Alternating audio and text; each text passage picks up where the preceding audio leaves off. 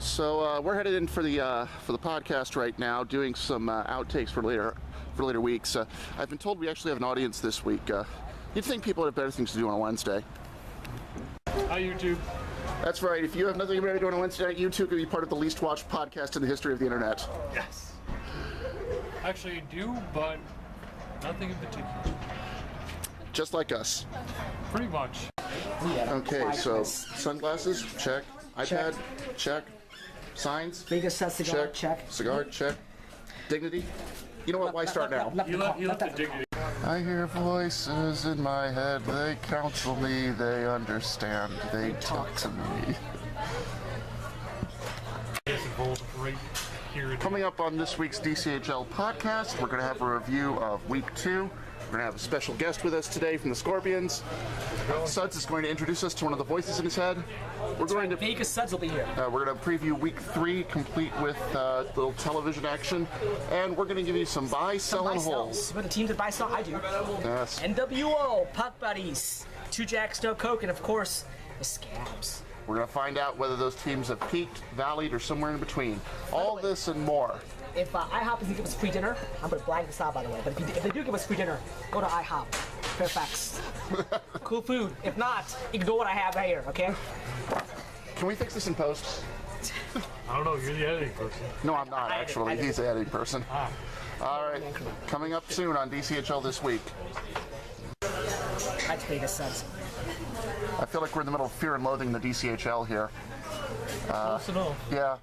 So you promised you were going to talk about the Jacks team this week? Are we recording already? Why not? Oh my god. Well, let's keep 30 seconds out there. You have 30 seconds countdown, Andy? Yeah, sure. 30 seconds starts now. 30 seconds, okay. Moment of silence, please. 30 seconds, yeah. How does my hair look? Okay? Should I shave okay? Yeah. Good as ever.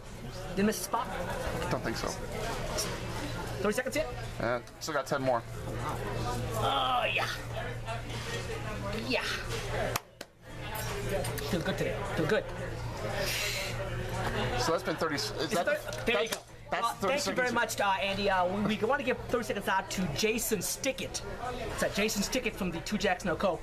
I promised him 30 seconds if he scored a hat trick. He got 0 goals. There's your 30 seconds, Jason. Stick it. All right, let's start with.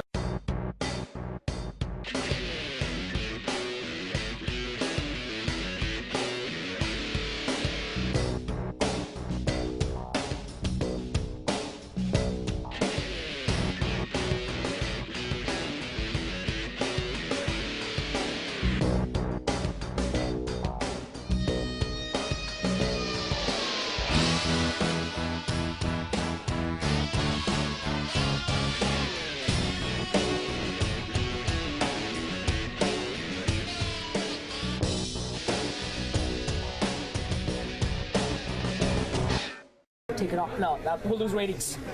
We'll lose. All right. Let's do that. Go, please. All right. So let's see. Yeah, I think we got your shirt here. I think we got take it off.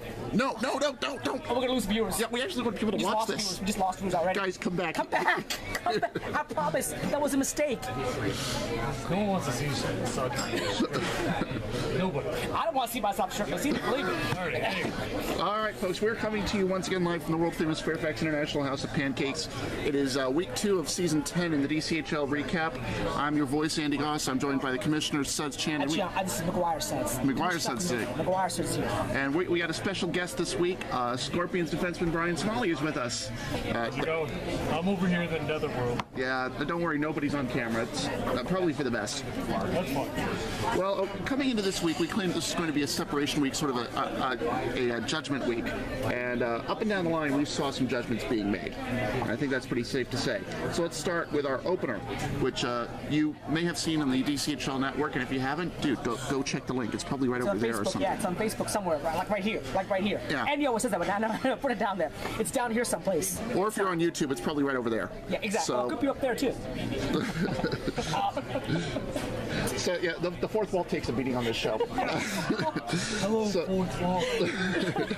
So it was the Street Sharks and the Scabs. This is one game where I have to say the Street Sharks acquitted themselves very well. This was a sort of a gut check for them after their performance in week one, and they did just fine. The only difference is they didn't have an answer for Francois Dumont, who had all 3 goals in a 3-2 win, and that's sort of unfortunate. And I didn't get to watch the entire game that you videotaped, Andy. I saw maybe a 5-second clip of the interview that you had with Francois. I think he mentioned, hey, fellow Canadian. Is Maya Canadian too? Is that what he mentioned? I think he said something along those lines, yes. Yeah, so and that Canadian connection between Maya, the new female player for the Scabs, and Francois.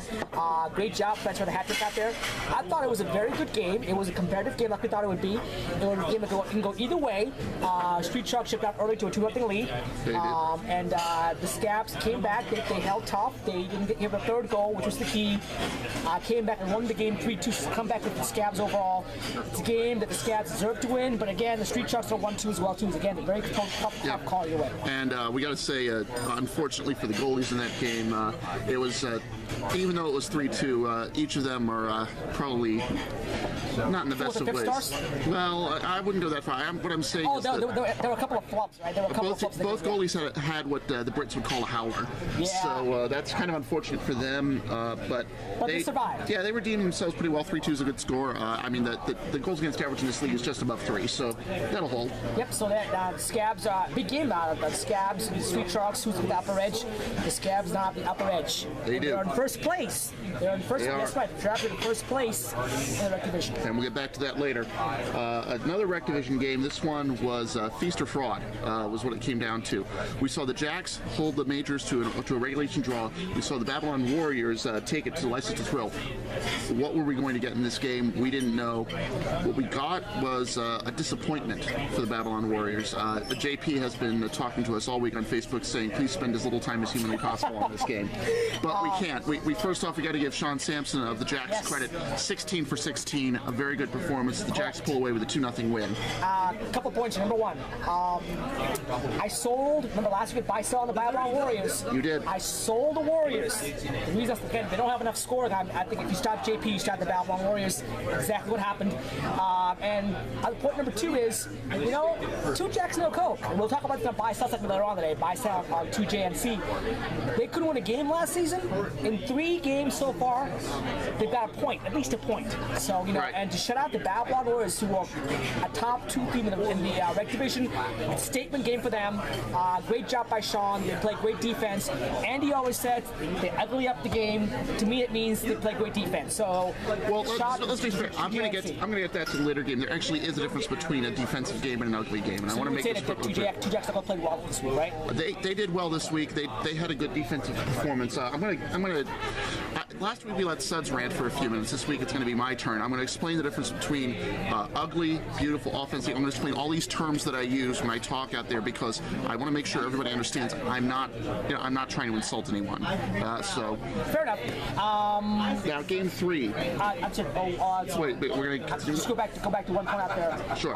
Two things for Jacks to Coke.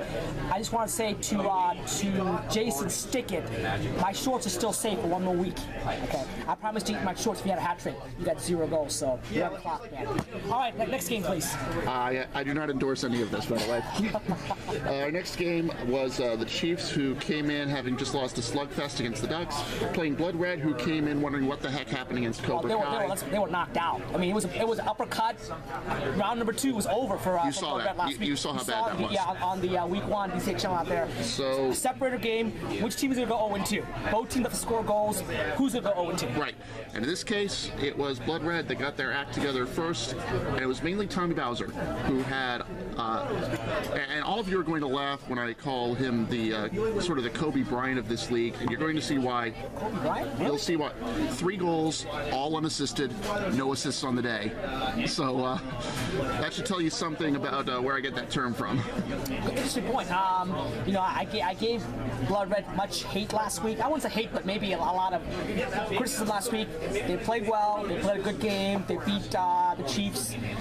Kudos goes out to them in that regards. Does that mean they're back?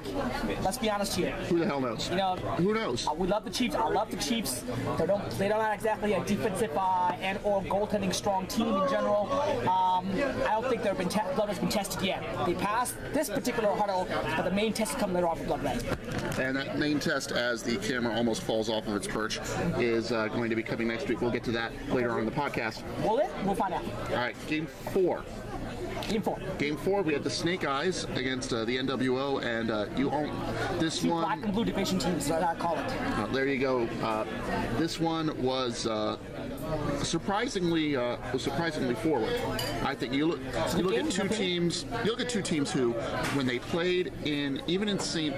Albans, or especially when especially when the NWO played in Tacoma, these were teams that would sit back, that had trouble finding the target a lot. Let's be honest here, and that on defense got in the way.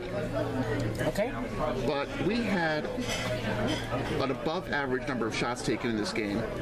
We had a workout for both goalies. And at the end, the Snake Eyes had a wonderful first 2.5 periods. That's correct. They were up 3-1 with a minute to go. Then something happened. Then the NWO turned it on.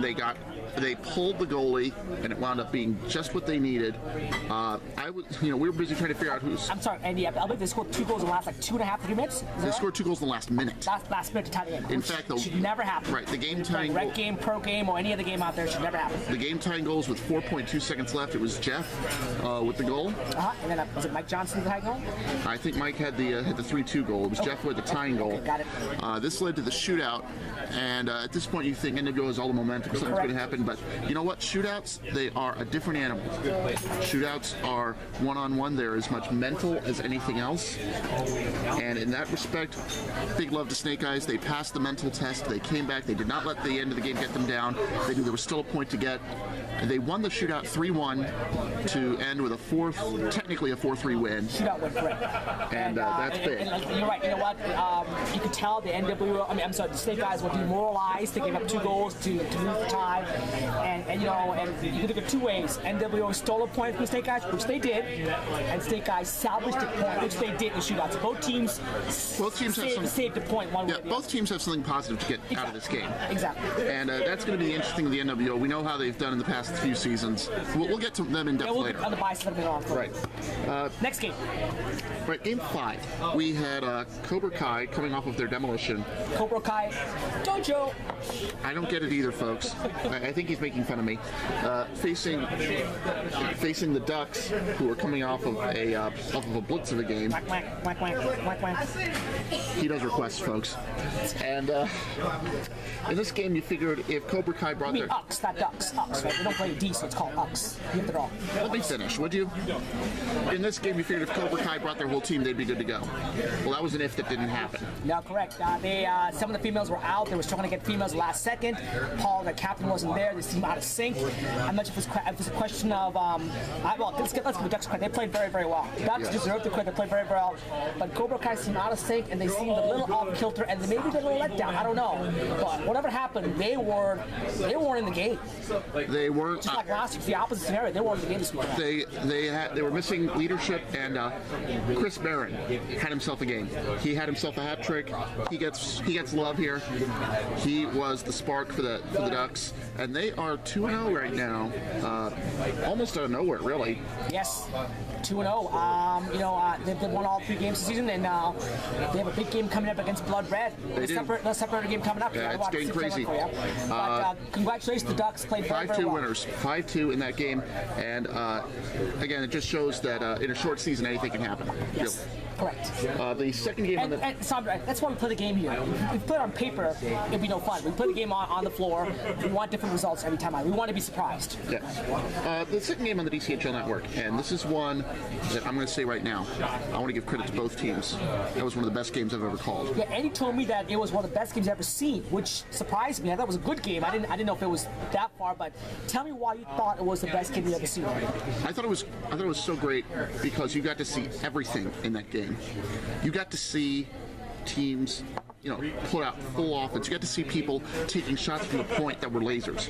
You got to see people taking, you got to see full commitment on the penalty kill. Sorry, this was the Puck Buddies playing the Funk Masters. That's correct. Puck Masters. Now, Funk Kudos Masters. to you guys. Yeah, so much.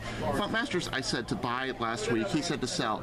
I maintain my stance. I still think this is a team that's going to recover. You can see why I said sell. They can't score goals enough goals, and unless they have an offensive explosion or they play a team that's got a bad game, they're going to struggle to score a goal. That's why I sold Fuck. I stand by that sell as well too. And what you saw was what you saw here was a team that was second best on the night. I gotta be honest there, but they were a very strong second. They did a lot of things right. They had they were very swarming on their power plays. Probably the key point of the game, and this is something that I talked about in the post-game interview. But this shows you just how great both teams are. You had the Funks able to keep the ball in the offensive zone for about a minute and a half out of a 2-minute power play. They got 5 shots on goal in that power play, and full credit to the goalie, Sean, for stopping all 5. Sean Rada, not Sean Samson. Sean Rada. Thank you. And almost as soon as the penalty ended, you had, I think it was Molly, clear it up the boards. Here comes Jake out of the penalty box, and you see this in the NHL a lot. And it is the most frustrating thing when you are on the power play team. Yes. They clear the puck, and it goes straight into the path of the person coming out of the penalty box, and he's got a breakaway, he gets the goal. That was probably the best sequence I've seen in a long time, and that's part of what I was saying. I mean, you had great shots by both teams. Jordan played a great game on the losing effort. He's been a fantastic goalie this season. But in the end, it was 4-1. Jake with the hat trick. These things will happen. It brings the pucks up to 2-0, and it's not like this is going to be not like you're going to see two teams who are going to struggle or anything. I think the Funks are not exactly they'll be fine. they're not in relegation danger. Let's put it that way. Yeah, I just think they lack the score to be a top cup contender, in my personal opinion. Well, they probably do need what they're doing right now is they're putting Keith and Simon on the same line, and that could be that produces a very strong line. But where's Simon or Seven? Which one? I get confused. Oh, I'm sorry. I digress. I'm with Brian on this one. What the heck? He's still insulting Simon. That's remarkable. I know. But I like the battle that goes back and forth between you and Simon on Facebook. Yes. Keep it up, though. Now, earlier we saw the Babylon Warriors get shut out by the Jacks. Last week, as you recall, the Warriors beat L2T 7-1. So the question was, was the Warriors a mirage, or was L2T that bad? We got an answer. Folks. And if you don't mind, the final score was, what was the final score again? The final score was 6-2, but 6-2. They had 2 goals. That hardly covers how dominant the majors were. I want to get a prop here, guys, if you don't mind here. Let me use this right here. Guys, here is what we call a goal. L2T, are you watching? Hope you're watching, L2T. Here is a goal. Here is a ball. You put ball on goal, it's called shots on goal. You can't score without shots on goal. You only had 4 shots on goal. Good news is you scored on 2 of them. Bad news is you only had 4 shots on goal. All right. And that's a new DCHL record, by the way. I believe it that. So the tree is to get more shots on goal. Yeah, now we get the pattern. That's the unfortunate part. That's the lowest total we've had since we started keeping track of shots on goal, which has been for like 4 or 5 seasons now. Majors had themselves a great game. Travis very well. Travis played very well. I remember him. I'm doing most of this from memory, so if I forget some obvious people. And I don't remember. Travis had a good game. I don't remember the names, but I'll tell you what. I was very impressed with the Majors offense. Yes. They set up very well. They passed the ball. They drove the nets. Last week I said on the Majors hold, maybe sell. This week they showed me some offense, and they were missing Paul too. So right. They're probably the best, second best player. I think David's probably the good player overall as well too. And they showed me a lot of offense. So if they continue to show the develop on offense, this team can be a top 4 team. So I was impressed with the Majors offense in general. No matter who they played, they did a good job. All right. Before I get to this next game, I want to send out an apology here. Throughout the entire game with the Funk Masters, they had 2 Jessicas on their team. Jess Sheehan, whose name I didn't mess up, and Jessica Nayrod, who I constantly had the emphasis on the wrong syllable while calling the game. I thought that it was a schwa and not got along. I called her Narod for the entire game. Her name's Nayrod, my name's Nimrod. We have that all settled. Well, we got it already. So Nimrod to Nayrod. Here we go. Move on. Yes, and I bring this up because her rec team, the Untouchables, were against the Scorpions in our nightcap. A game which Andy played, so I'll here pontificate if you don't mind. I'll pontificate. Please do. And it's also a game where Brian here played. Yeah, Brian and I will talk about this game overall. It was actually the battle of the two teams where the assistant captain, the co-captain of Scorpions left from his own team, Jay. So it's kind of a rivalry game between two former players on the same team overall. And Brian played that game as well too. A game that I thought would be a low-scoring affair, and a game actually where, believe it or not, at one point, Untouchables, the Untouchables, let me make sure, they want to make sure we call them the Untouchables, not Untouchables. They actually outshot the Scorpions for a while there. They were dominating, but the difference was the Scorpions scored goals, Untouchables couldn't score goals out there, and the goalie for Roderick played great, and George played great as well too. But the quality checks were definitely with the Scorpions. They put the better way out there. I thought the Scorpions really impressed me how well they played. You tell me, Brian, you were on the floor out there. You tell me what you saw in the game that you played out there. The initial first few minutes were not in our favor. That was more of the Untouchables, but once we got our legs up underneath us and we got quality chances, continued to press in the first period, and we just threw shots on goal, even nowhere near the goal, and it just created chances. And before the end of the first period, we were up either 3 or 4-0 when we had more of the momentum going in, which really deflated the Untouchables. However, they didn't respond. They outshot us in the second period. They got that one goal, but they had nothing else to show for it throughout the game. And then once we kept continuously piling on shots and on occasion getting a goal that further separated the two teams, I could see that towards the end of the third period that it started to get a little bit chippy, but the result already was in our favor. But I see a lot of promise in the Untouchables. If they take the opportunity to pass, communicate, and get more offensive opportunities, they will be a force to come in the rec division. You know, it's a very good point. You know, if you take away the scoring part of the game, it was a pretty even game. It was. But the problem is you have to score goals. And it wasn't just that. The separator was the scoring goals. Untouchables couldn't score goals. Scorpions could. It wasn't just that. It was something Brian brought up about quality shots. There were, in the end, if you look at the stat sheet, the shots were even. But honestly, it was the Scorpions were able to filter the Untouchables into position so that Roderick could have easier saves. Very good point. That's the only reason that somebody with 28 out of 29 saves couldn't be a star. By the way, I still think that's a little weird. Bad, but you know, too many of the guys had good games overall. And, right. And I thought Roderick probably was a 4th star, but I'm the one who gave the stars for that game out there. I don't even know who got the 3 stars for that game. It was Scott got a 3rd star. Scott was 3. Gordon was 2, and Sean was the 1st star. Sean Moore, 2 goals, 2 assists on the night, 7-1 to the Scorpions at the end of the day. And again, I'm sorry, Roderick, but you know, I don't think he faced that many quality shots. That's why he got the 4th star. So yeah. 4th star out there. One more thing about the Untouchables. They're playing well. They still I'm missing probably the best player that's come, that rookie of the year. Haven't seen him play yet. When he comes, it'll be a different team. They're a top 4, top 3 team in Brett. So look out for my man Greg D. He'll be coming soon. Well, we'll see about that. We're gonna stop the tape here, take a little break, put some commercials on. When we come back, we're gonna have a few good minutes with our friend Brian Smalley here. And also, don't forget, after that, we have Vegas Suds who'll be here. I can't wait. Vegas Suds in person live here at the IHOP. Don't go away. All right, we'll be back right after this. All right, made in Suds' house. Yeah, as promised, we're back with Scorpions defenseman Brian Smalley, who took time out of his very busy schedule to come out to join us. Brian, thank you very much. Oh, you're welcome. Pleasure to be here. All right, so far it's been a pretty good start for you. 1 goal, 2 assists out of the back slot in 2 games, a 1-1 start for the team. How do you feel about your play so far? I think I could do better. I'm getting back to the basics. There's things I know that I'm doing wrong and things that I can improve upon easily. For example, I play too often to the boards, or I'm too lazy on the back end when the ball gets behind me, and I at times don't use all my energy to chase the offensive person going almost one-on-one with the goalie. Another is being paired with someone similar to my skill set and being in sync with them on defense or offense. So it's taking an adjustment. Also, another thing that I need to improve on is stamina and endurance, since we have a larger venue here. It's what I'm not used to either when playing at the JCC.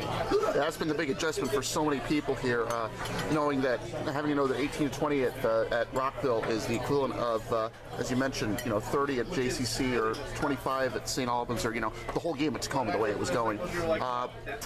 The other thing to bring to mind here is you have played at JCC and you are playing here at Rockville. How do you feel about those two venues? What strength does the Rockville venue bring? The strength that the Rockville venue brings is it's a lot more open. That way there's various plays that people can devise, whereas the JCC was cramped and had those horrible stanchions on the left-hand side that were always a pain in my ass of when trying to bounce it off there and it would get caught in the little divots. And the Rockville complex, we were able to actually play a full game. There's no real hazards on the court.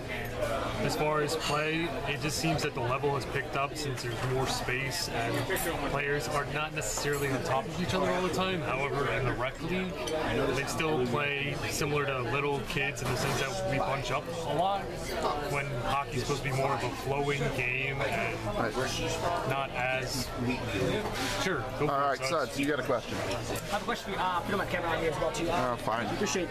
Brian, you had a choice. You could have played rec with Blood Red. Thank God you didn't, right? Thank God for small favors. You skipped that particular team overall. But now you play with Andy and Scorpions, so there's up and down sides to both sides out there. What do you think the Scorpions need to do to be a top cup contender this season? There are several things I've noticed in the 2 regular season games and the preseason game that we had. And one of the things they took away from the preseason game is that we had a lot of individual talents and we're starting to figure out how we work well together and who should be on what line and figuring out each other's strengths and where each other should be positioned on the surface. And once we get the team chemistry going, I think we'll be a formidable team in the rec division. I'm not going to say we're the best team, but we'll be a force come playoff time once we get our stuff together. All right, so far you've seen the Scabs, you've seen the Untouchables. Scabs, a team that has improved every season they've been here. The Untouchables, an expansion team. Do you have any advice for either team? For the Untouchables, as an expansion team, these are just growing pains. I fully anticipate them to be a different team as they progress throughout the season. Maybe this year they'll make an impact on playoff time since they're just brand new and getting used to playing with each other, as well as trying to figure out what their roles and responsibilities are. From the other side of the spectrum, for the Scabs, I think they're the team to beat right now. However, it's still early and it's a long season, but I think the target is on their back, and what I remember, or what I'm trying to remember and also trying to forget, is how good they manhandled us in the season opening game of the DCHL season. And coming up next for the Scorpions, they got the Street Sharks, another 1-1 team, another team that has beaten the Untouchables, lost to the Scabs. Their game's been a little more low scoring. They're a team with a lot more youth, but with that youth also comes a lot more mistakes. And also, if I don't give a shout out to the Street Sharks, they're going to probably kill me again. Last week I complained I didn't mention Street Sharks at all. They are the quote-unquote home team. It's the Rockville Street Sharks. We call it the Shark Tank. We play at the Shark Tank at the Zemmel Arena at my Sportsplex. So there's the Street Sharks right there for you. Promo for you right there. All right, and as we were saying, this is a team. It's going to be a battle of 1-on-1 teams. This could be a game that at the end decides playoff positioning, or even if the playoffs are a possibility. How do you have you had a chance to see them? how do you feel about your team's chances as well? The only thing I know about the Street Sharks is from the score sheet. I have no prior knowledge as to what they're capable of. However, I know as far as the Scorpions are concerned, we'll be using a backup goalie this week versus them, which gives the Street Sharks a slight edge since I'm not sure which goalie we'll have between the pipes for us. And going into the unknown, from what I'm told from Andy and also Vegas Suds, or Commissioner Suds, or Islander Suds, McGuire Suds, or maybe even, I'm not going to say Millbury Suds, because that's an insult to Millbury. He's not here today. That's an insult to Millbury. Oh, but anyway. wow. Wow. How many goals do you have so far? 0, right? 1, actually. You didn't score against the Scabs. It's officially 0 now. It's 0? I have negative 1 goal. All right. Anyway, back on topic. I'm giving the edge to the Street Sharks for our upcoming tilt this Sunday night at 7, mainly due to youth and speed, and they could also be more of a complete team at this point than the Scorpions. However, to counter, the Scorpions have finally figured out team chemistry. However, figuring out line combinations and who's supposed to play when and where is another issue altogether.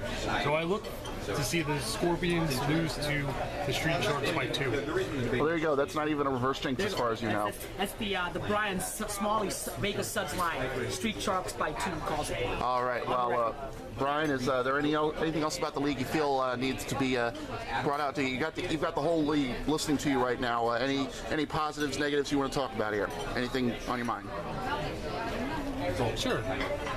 When playing in a new space, learn how to pass the ball. The biggest thing I've seen so far. Are you listening, Blood Red? The biggest thing I've seen so far in just observing various teams play is that we still play like little kids and we're bunched up and everyone wants to go after the ball, but this is hockey. Not everyone can go after the ball, but learn how to devise plays, chemistry, and just work together in order to get the result and don't get bent out of shape if a call doesn't go your way or the result is not in your favor. It's only a sport that a lot of us enjoy watching, playing, what have you. And hey, it's not professional hockey. It's not end all be all. No, really? Not everyone can be a capital. Not even not even Mr. All-rounder. Let's be honest. No one can But I do want to apologize to Brian. I originally put you on the Blood Red. I'm sorry about that. But not in the right team, the Scorpions. They play D. All right, good job, guys. All right, Brian. Thank you very much for being here. Good luck on Sunday. Thank you. It's a pleasure. Joining us live from the undisclosed location is the Fear and Loathing Hunter S. Thompson of the DCHL. He calls himself Vegas Suds. We just call him crazy. All right, dude. Excuse me. Are we rolling live? Sure, why not? Oh, wow. Okay, I'm sorry. Yeah. Get your folks. name on. Vegas Suds here. Howdy. How are you? First of all, I just want to say I'm very blessed that, I've been enlightened. Yes, enlightened. I am now a full-fledged Caps fan. I bleed. Is it red? Blue? Green? Red. Yellow? Red. It's red. Okay. I bleed red and whatever. And to show you my love for the Capitals, I'm wearing a Capitals hat. I really, it's just a great thing. No? Oh, sorry guys. I grabbed the wrong cap out of my closet this morning. I apologize. I'm colorblind. What can I say? It will never happen again, though. I'll always have a Caps hat for me on forward out. Anyway, I'm here because I want to make sure people understand that I'm a Caps fan. I'm a Caps lover at heart. I've changed. I've transformed. I'm a big Caps fan. And I'll tell you why I transformed, okay? I've been reading this book. I know what you're thinking right now. With my elementary level education, how can I read a book? Well, it's taken me about several months, but I did read a book. And I read the Bible, what I call the Bible of the Capitals. It's a great, great, great book. And, the book is called, right here. Okay. It's written about the great one, of course, which, of course, is Ovi, not Shovey. I meant Ovi. I apologize. Sorry, guys. It tells you about how great Obi is, how he'll save the world, and come playoff time, he's going to do what no one other Capitals have done before. Bring the cup to DC land. Now, I'm not sure what cup he's going to bring. I'm going to guess probably it's an Athletic Cup, not actual Stanley Cup. But hey, look, who am I to question the great Shovey? Oh, Oh, sorry, wrong book. My bad. I apologize. This is the book you want to read. Anyway, Shobi the Great will bring a cup to DC, to the Capitals overall, and I'm very proud to be a Shobi fan overall. You know, I'm a very big Shobi fan. But you know what? It's not a one-man team. You know, we've got other players in the Capitals. There's Nicky Backstrom. You know, we call the Ghost. You know, I'm told he'll appear once in a while here and there. I'm told he's gonna be up for the playoffs. He's gonna rise from the ashes and save us all.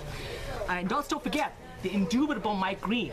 That's right, my favorite defensive hockey player, Mike Green, who will revolutionize the entire NHL with his great offensive play when he's healthy. When he's healthy. Oh, wait a minute. I'm sorry, we're getting breaking news right now. Oh my. Just heard Mike Green slip off the toilet seat while visiting Rick DiPietro at his apartment. He's gonna be out for a while. Oh, wait a minute. Good news, guys. No worries, no worries. MRR's taken out there. It's only a bruised ego. He'll play in the playoffs. So he's gonna be there. So we've got Mike Green. We've got the great Nicky Backstrom. We got Shobi. I mean Ovi. I'm sorry, Ovi. Sorry, guys. Habit, you know. We have Ovi as well. And let's not forget the great Mike Ribeiro, the man who single-handedly held the Caps together while Alex Ovechkin was drinking margaritas the first half of the season. You know, that Mike Ribeiro. I think he's going to score goals too. As long as he can basically keep his mouth shut, not disparage referees, not take bad penalties. Who does he think he is? Josh? Come on. Anyway, to make a long story short, I think the Caps are going to do very well this year. Wait, can I have a drink, please? I'll take the Caps Kool-Aid, please. Caps Kool-Aid. Appreciate that. By the way, guys, if you ever go to a bar or the Caps Kool-Aid, the best thing on ice, especially chilled. Anyway, I want to make sure you Caps fan do know that I love you, all you guys out there. I'm a Caps fan, as you can see out there, and I'm waiting. I'm really ready for the playoffs. The playoffs are gonna be just cool for us because the Caps are gonna show what they're up to in the playoffs. You know. Excuse me. I just choked there for a second. I apologize. Like I said, the Caps will show us how good they are. Caps team will show how good they are in the playoffs overall. And I'm very fortunate to be a Caps fan in general. Oh, look, our drink is here. It's the Caps Kool-Aid, people. Delicious. Let me take a sip if you don't mind. Awesome stuff. Oh, man. Can't wait. Oh, man. What's in this stuff? Is it even legal? Man. I think I'm getting blurry vision already. Whew. Oh man. Anyway, to conclude, go Caps, right? Go Caps. Much love to you guys. Peace out. Okay. All right. Folks, I feel like I need to owe everyone an explanation here. Can you get some tape out there? You know what? They can hear me just fine. Nobody really cares. Nobody wants to see my mug anyway. Yeah, I'm a voice, remember? If you put them on camera, my camera might break too, so it's just fine. There's that. I just feel bad for the batteries in the game. Oh, wow. You know, I've said a bunch of things. I've said a bunch of things during the broadcast, said a bunch of things during the podcast. Yeah, we're good. I'm good. Thank you. Okay. That a lot of people probably taking the wrong way. And I don't mean like a Vegas Suds wrong way, where it's clear he's just. It's clear he's doing his own thing. I mean, I pride myself. He's a character. Of course, I pride myself on trying to say what's on my mind, but some of the terms I use might confuse people. Now, bear in mind. Nimrod and Amrod? Well, when I'm talking about myself, everybody understands that. Part of it is that there are people who have certain styles of play. You can be playing a game that's open. You can be playing a finesse game. You can be playing a counterattacking game, or you can be wondering whether Suds is drunk, or you could be doing what I call uglying up the game. Now that is never. That term is used, and a lot of people think it's a derogatory term. I think it's a derogatory. That's why, yeah. Let me explain what uglying up the game involves. And if you want to look at a team that does this sort of thing, you will understand why it is not a bad thing if you see what the Snake Eyes do. Grabbing, they do clutching. It's more than just grabbing and clutching. It's about using your body positioning in a way to frustrate the opposition. Is that called good legal defense, Andy? It is good legal defense, but it isn't pretty legal defense. So wait a minute, you have to play pretty defense to win the league? No, you don't. That's just it. No, you don't. Okay. You don't have to do that, and that's part of the point. Okay. a lot of teams, when they think defense, they'll think more of the highlight reel defense. They'll think tipping the ball away. They'll think going down to the ground to block a shot. This is not what the team like the Snake Eyes does. What they do is they will use their big defensemen, and let's be honest, I mean, you have people like Matt, you have David, you have Ryan who play back, you have Aaron. These are people who are larger than average in the league. And they are space eaters when they're back there. So they will go to the ball, and they know how to get in front of their opponent's running lane in a legal way. And when that happens, the opponent really doesn't have a choice. Either he has to surrender possession, or he has to try and, get his stick in there to knock it away without causing a trip or a stick between those. And that's very difficult to do. Now, is there something wrong with that, Andy? Absolutely not. Okay. There's absolutely nothing wrong with what they do. Okay. I agree with you 100%. It's just using assets to their advantage. They're playing legal, clean game, using their assets and playing good official hockey. So I have nothing wrong with that either. The only reason I'm saying it's uglying up is because, honestly, if you're, I'm a guy who's working on the TV end of the DCHL.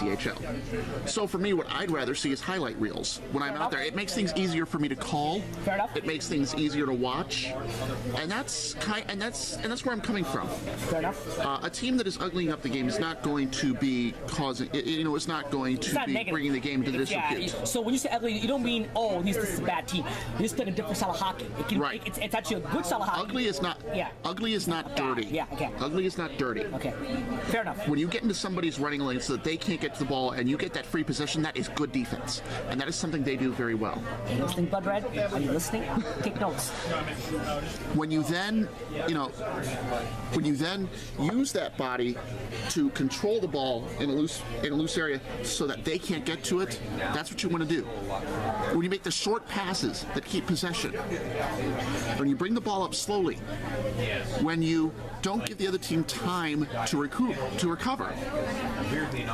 These are all things that can produce an ugly game, an aesthetically ugly game. But let me tell you something. It's effective, and let me tell you something. Wins are never ugly. That's good. Good point. So, now that I've made that distinction, when you hear me say that a team is uglying up the game, just remember, it's as valid as the offside trap. And it's probably just about as popular, too. So... Oops. Yeah, and there it goes. That's how you punctuate a rant. That's how you ugly up the camera, too, by the way. Did I get something on there? Okay. Yeah. All right, now let's move on to stock watch here. Buy sell. Buy sell is what we call it. And by the way, in DCHL, we never have original ideas. We always steal ideas from other shows. That's how we got started out there. So we have never original ideas. This came from the PTI segment. No, it came from part of the eruption. Part of the eruption. Hold on a second. We're having a little trouble here. The camera's gotten a little fuzzy here. You got it? Oh, we're out of focus here. I hope that's not a big deal. Hopefully nothing's broken or anything. It'll take a little while to hopefully get in focus. Well, I hope, but it hasn't yet, so it's kind of weird. Well, anyway, we can go on audio. It's not that big a deal. Okay. I told you putting it up on a pedestal was a bad idea. If we wouldn't push it off the pedestal, it'll be okay. You're the one who slapped the table and knocked it off. Okay, here we go. All right. Anyway, team number one. Yes, we're in love. I know. Team number one, Puck Buddies. This is the team that's coming at 2-0. Correct. Honestly, I don't know how you get any. I don't know how you could possibly buy and have it be a bargain at this point. Well, I'm not saying buy at a bargain. Buy means that you're buying that they're a good team and the record is justified and they are what they are. And I'm buying the Puck Buddies. They didn't have their best players in week number one. They had players missing for the opening week of the season, week one of the regular season. They won the game. They found a way to win the game. And this week they had Jake, they're probably the best scorer, and theirs well too. And they played what Andy called the best game he's seen in DCHL ever. It was a fantastic game. It used all of Rockville to its advantage. So I think I'm a buy on Puck Buddies. Maybe it'll just get better. So I'm a buy on Puck Buddies. Bottom line. What about you? Absolutely a buy. Okay. I think it's a very smart move. I think it's a team that has proven they are a contender. I think between Puck Buddies and Cobra Kai, they're probably my top two teams in the pro side. It's possible, yeah. That's how I would want to, in any order you want to have. Right now, only 2 weeks of season now. Next team, NWO. The New World Order for life, by the way. Honestly, after their performance this week, after how they've done, I'm not sold on them. I have to sell them because this is a game where they've had a chance to win 2 games. They dominated the Funkmasters within the middle of the court. Funkmasters found a way to win. That's the mark of a good team. Losing when you actually at the other side 2-1, that's not the mark of a good team. Last week, they had all the momentum going into the shootout. They had 2 goals within a minute. There was no reason they should have lost. There's no reason that they should not have come away with the 2 points. They lost the shootout. That's a sign of a team that needs mental clarity. And honestly, I have to say sell. And another part of the reason is I listen to that team on the sideline. When I do the scorekeeping, I listen to that team on the sideline. I got to say, there are times when I wonder if there is disheartening going on. How so? Well, I haven't heard that, but tell me, enlighten me. Well, again, I'm just going on my own speculation here. I don't have any first-hand information, but and I'm not going to name names, but I'm going to tell you right now, some of that at least one player on that team is somebody who is very, very harsh on his teammates. Is very. It could be style. You don't know me now, but I don't get involved in team dynamics unless I get complaints. But I'll leave that as it is, as you may have it. But you may be honest. I don't know. We'll find out. My personal take on NWO, they may be for life, but where's our offense? Nowhere to be seen out there. They've got Bill Nardi now. They're playing in open space. They have Mike Johnson. They have Kosal. I am still waiting for that offense to score more goals than they're scoring out there. And I'm waiting. I guess they still lack a playmaker. Maybe that's what it is. I keep saying they lack one playmaker. That could be what it is. But they should be scoring more goals. This venue should be favoring them, and I'm kind of supporting not scoring more goals out there. So that's where I'm going to put them on hold. It's only been 2 games, so I'm not ready to sell them yet. I'm certainly not buying. Probably hold for me right now in NWO. Okay. Up next, Scab. This is an easy buy for me. Oh, Scabs. Me too. It's an easy buy. Francois, Carlos. Who am I seeing here? Francois, Owen, John Robson, goal. Yeah. Charlene playing well now. Charlene appreciates more space. She plays the women's team to play in a larger venue. Obviously, Maya, their new female player, is also very, very good.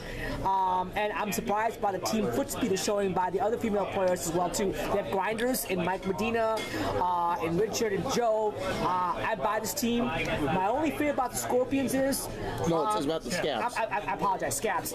Is the fact that when they play a really good defensive team, they struggle. And the Rex don't have that many great defensive teams, but a good defensive team, they'll struggle. And also, a good offensive team will score goals on them. So I'm not totally sold on their defense part of the game. But like I said, on the Rex team, you don't face that many tough defensive teams. You don't face that many top offensive teams out there. I think it'll be okay on the Rex side. Now, the most interesting one for me is 2 Jackson O'Coke. 2 JNCs, I've mentioned earlier out there, a team that couldn't win a game last season, an expansion team. They paid their dues.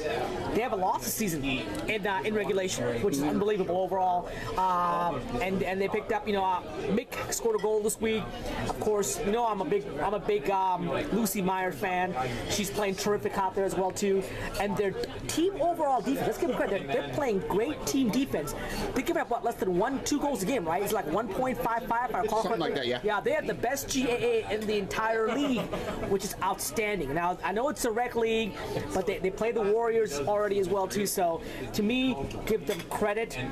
They're playing very, very well. Now, with all that said, buy sell, I'm probably gonna put them on hold yet because I'll tell you why.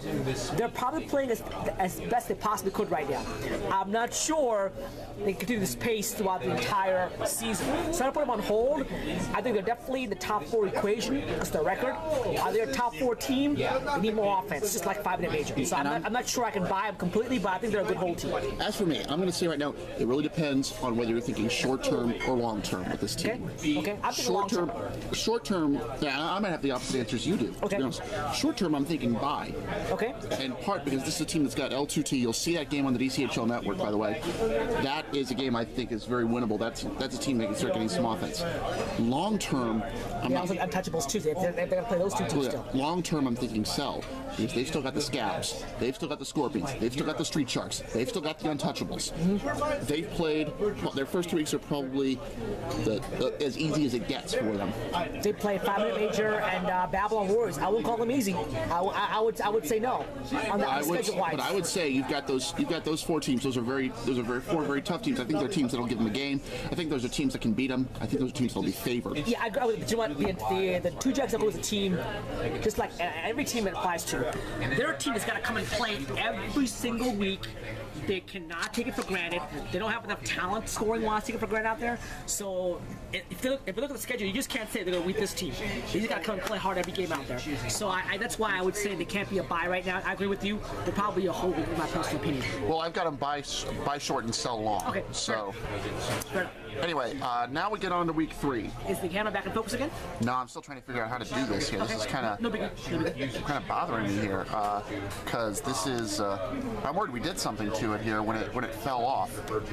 I mean, you're the one who set up the stump anyway. So. All right, we'll tell you what. We'll take a 2-minute break here. We'll be back with the final segment, which is the weekly preview. We'll be back in 2 and 2. All right, here we go. Check what Rory says. 2 and 2. Now we're back live here with Andy Goss, voice of DCHL, and McGuire Suggs, and of course, don't forget our special guest from the Scorpions, Brian. Yeah, you finally get to see what I look like after being on the other side of the camera for this long. I'm sure it's a disappointment. Well, you know what? Thank God I'm drunk, because if I wasn't, oof. I'm not drunk. I haven't had a drink in 2 weeks. He took about 7 or 8 takes to do the Vegas Sud segment. He's still recovering. Yeah, I'm pretty sober. All right, so let's get on to the week 3 games. Apparently, I'm the one on the camera for this one. Does that zoom out? We're going to start with the Rec Division Scabs versus Untouchables. 2-0 Scabs, 0-2 Untouchables. This is going to be a game I think is going to be decided by the Stars. Right now, we have not seen the Stars for the Untouchables. In one case, literally, but I've got to go with what they've shown so far. What they've shown so far is that with Jay, they have a workhorse. With Jessica Nayrod, they have someone who can organize the team. Good goalie in George. They have a good goalie in George, but they've got good two-way players, but not. I mean, they got good defensive players. They're grinders. They do, but they don't have scoring, and they lose heart too easily. Well, it's the Greg D. It's the Greg D. What do you call it? The Greg D. Countdown or the search. Will he finally show up this week? If Greg Domenico shows up, I've been hyping this guy from day one. This might be a great game. If he doesn't show up, this might be a blowout. Yeah, it all depends on what's going to happen down the line, and that's going to be the most interesting part. All right, 3 o'clock game. We got the NWO sitting on 1 point. New world order. We got the Puck Buddies sitting on 2-0. This is easy. I hate to say it, but right now the Puck Buddies have shown that they've taken the Funk Masters, a good team, and that they showed how much better they were. They survived what the Snake Eyes threw at them. The New World Order plays a very similar game to the Snake Eyes. They do. A very similar. I call it the Black and Blue Division team. Yeah, and. The NWO really needs to be able to get their shots on target. That's been their weakness since they've been in the DCHL. They have had trouble with shot accuracy. And in a league like this, in a venue like this, where shots are going to be more at a premium, I can tell you right now, shots on net were 29 on average in Tacoma. They're about 22 or 23 here at Rockville. Correct. So that's because Tacoma, you can shoot anywhere beyond goal. Here you can't shoot from anywhere beyond goal. So right. Big difference. Plus the icing rules well too, which is a big difference too. Yeah, because if you miss the shot, you can ice the ball. Yep, absolutely. So you've got to be ready. You've got to be careful. And I do not see. I don't see NWO being able to adjust that. You know what? Good point. I keep waiting for NWO to have that breakout game. Haven't seen it yet. Until I see it, I can't call it.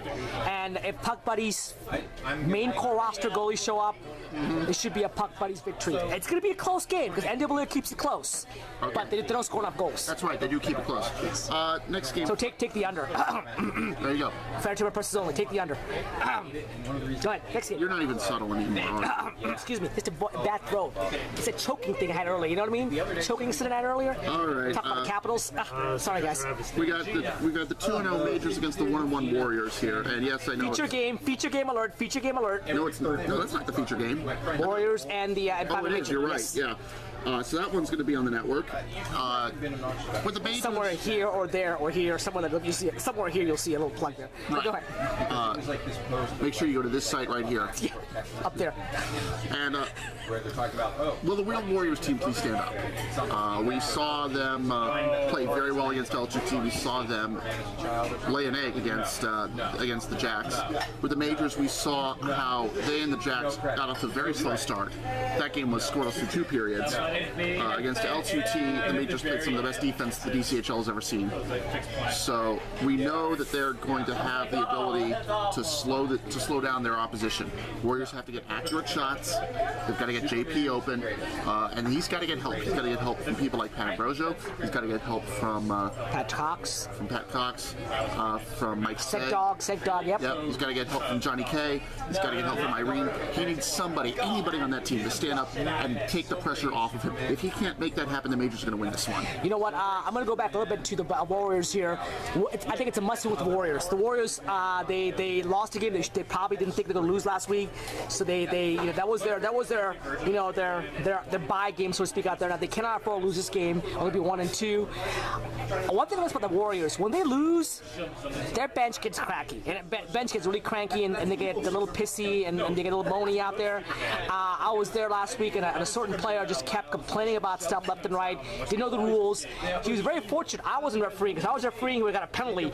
But I think the Warriors, they have a tendency, at least some players do, to let the frustration get to their heads, and they start to chirp and moan and complain, and it hurts them overall. So they got, number one, to keep it together. When things go wrong, keep positive and keep it together. And number two, they got to play hard. I love their girls. Bridget, Irene do a great job. They need their other guys to step up and score goals. In case you're wondering, my eyes are always drifting down here. I've got Suds' iPhone down here. That's where I'm keeping some of my notes. So you'll have to apologize if I'm not used to having to be on this end of the camera, as we well know. Game 4, we got the Funk Masters against the Snake Eyes. As I mentioned in my segment earlier, the Snake Eyes are a team that plays that defensive-oriented, that kind of game that makes things difficult for the opponents, and really is a frustrating kind of game to play against. But if any player out there can break that, it is Keith Ingram. Keith Ingram is a great player. He's probably my favorite player in the in DCHL because he knows he sacrificed for the team. He play any way he needs to play. Class guy, plays hard, overordering all the time. I'm a big Keith fan. He plays defense. That's why he's my favorite player as well too. He's a two-way player. This game matches two teams that, besides their one or two guys, have trouble scoring goals. You have Keith for Funk, you've got Phil and Ron for Snake Eyes. Beyond that, no one else scored goals for these teams out there. That's the problem. And that's what they got to fix. They got to get. Simon, secondary, tertiary scores. Got to get something going. Simon's got to be Simon, not Seven this week. He's got to be Simon, not Seven. Dan Klein is going to be, if he can get a goal, that's going to be a big boost for the Snake Eyes. Sean Bot? Is it Sean Bot? It's Sean Bot. He's got to score goals too. Yep. For the Snake Eyes. I'm calling you out, Fuckmaster. I'm calling you out right now. They got to look for something out of. I believe it's Jeff Immel is one of their players. Jeff. If he's a sub. He's a sub. Okay, apologize for that. They got to get something out of Ryan. They get somebody who's willing to Ryan's go for it. They've got a ton of defensemen. They need somebody else to score. Absolutely. And so this is going to be a low-scoring game. It's come down to, I think, who's got the best player. And honestly, Keith is a better player than anyone else. But there's only one Keith. There's Ron and Phil. So it's 2-1 in terms of scores out there. You know what I mean? Honestly, Keith can't play the entire game. Keith can't play the entire game. Those two can't play the entire game. And you got to remember, Ron has a tendency to take himself out of games. Okay. That's something I haven't seen, but okay, if you say so. Mentally and emotionally. Really? I haven't seen that. Okay. I've seen this in other leagues too. Okay. And that's kind of what I'm basing on. He's somebody that can get rattled. Really? Okay.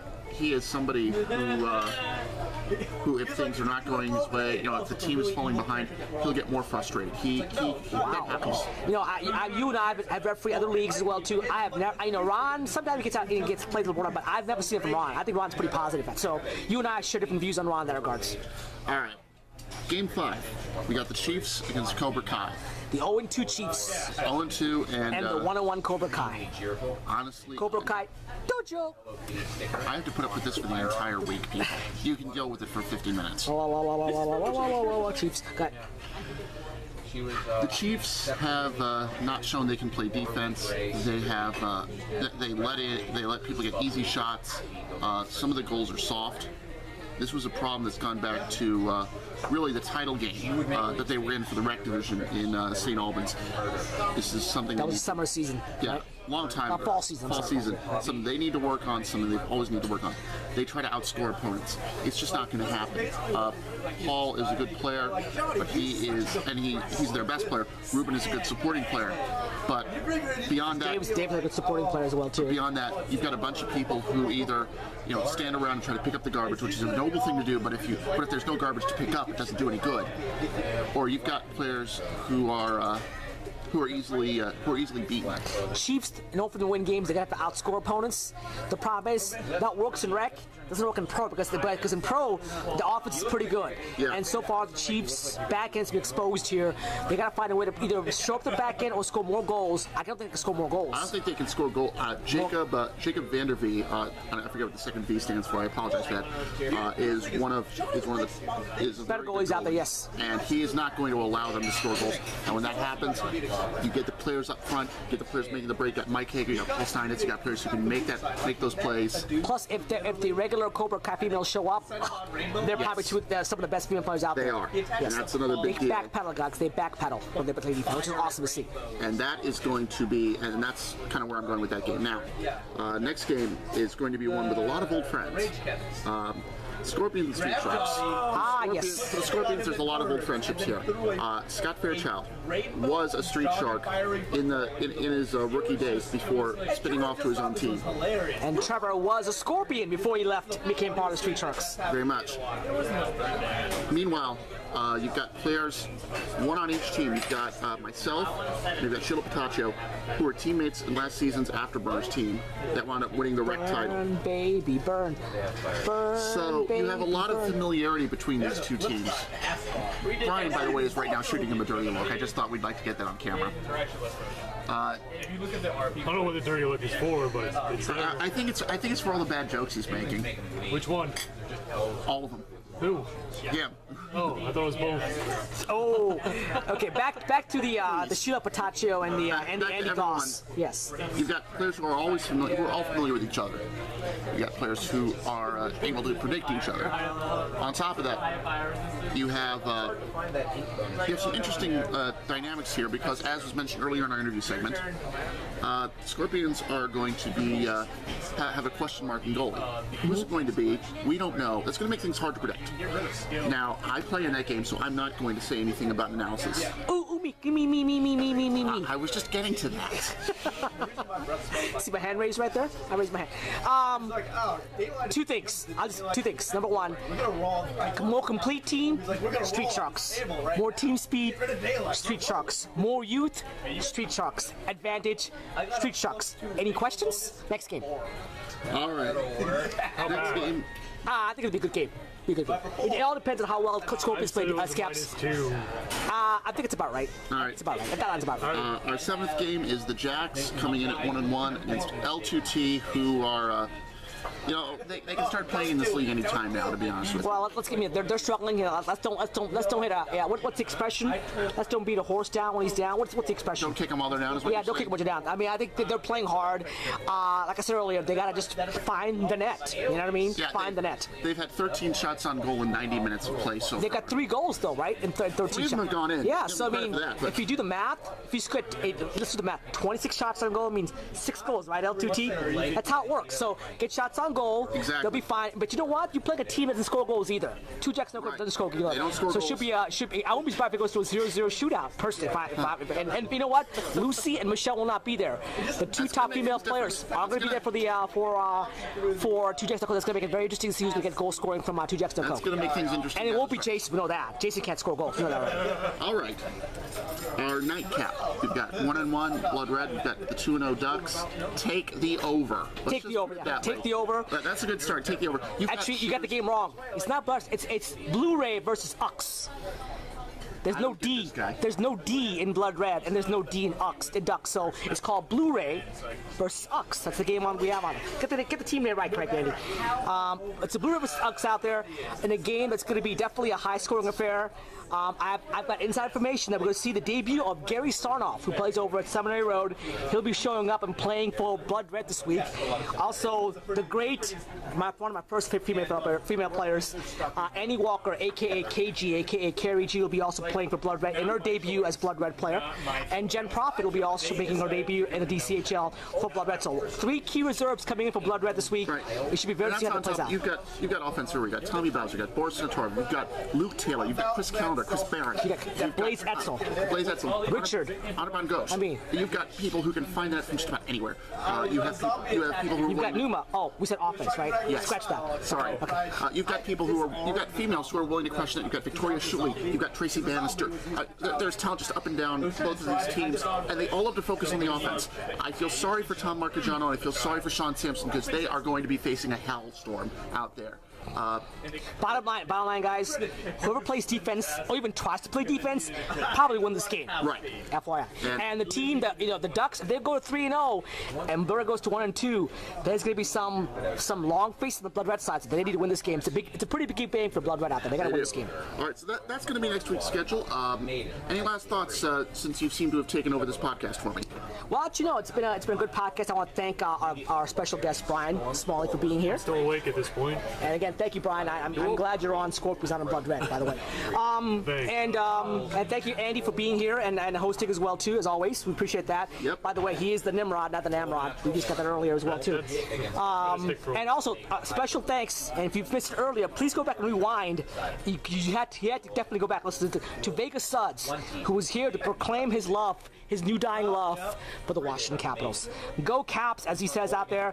And folks, we'll see you in exactly how many seconds, Andy? I think our next podcast is going to be in about 606,680 seconds or so, give or take, depending on how we're feeling. What does that even mean? Great, thank you, guys. 1 week. It's exactly in 1 week in 10 o'clock. We'll see you on Sunday. We'll see you again on the podcast next week. Voice going silent, baby. See you, folks.